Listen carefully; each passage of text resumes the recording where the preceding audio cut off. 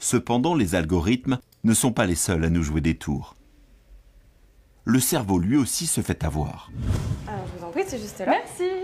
Au laboratoire, on mène une expérience pour le montrer. Alors, vous allez être là pour 1 heure. Ok. Du coup, je vous laisse commencer. Vous Ok. avez toutes les instructions sur l'ordinateur. À tout à l'heure. À tout à l'heure. L'expérience est en 2 temps. D'abord, la cobaye voit plusieurs informations. Elle ignore que certaines sont fausses. Puis, elle les voit à nouveau un peu plus tard, accompagnées de nouvelles informations. Elle doit alors évaluer leur véracité. Ok. Alors, ça a été? Oui, ça s'est bien passé, merci. Ok.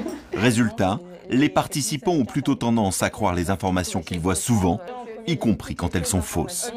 Qui ont été soirées. Plus on voit une information, plus on aurait tendance à croire qu'elle est vraie. C'est un effet qui peut être assez dangereux parce qu'en fait sur les réseaux sociaux ou en fait dans nos fils d'actualité, plusieurs personnes peuvent avoir partagé la même information, plusieurs sources peuvent partager l'information et donc y croire à tort à cause de cet effet-là.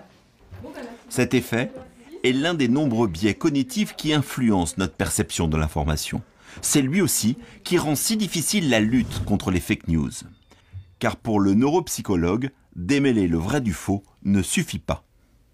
La manière de lutter contre la désinformation, ce n'est pas simplement de vous dire qu'une tierce personne vous dise cette information est vraie ou fausse, c'est que vous ayez vous-même la capacité psychologique justement de résister à un certain nombre de biais qui vont vous amener à penser qu'une information fausse est vraie. Et tout ça, ça nécessite finalement une éducation à la pensée critique en prenant conscience des biais qui vont nous amener à penser que quelque chose qui est faux est vrai et inversement.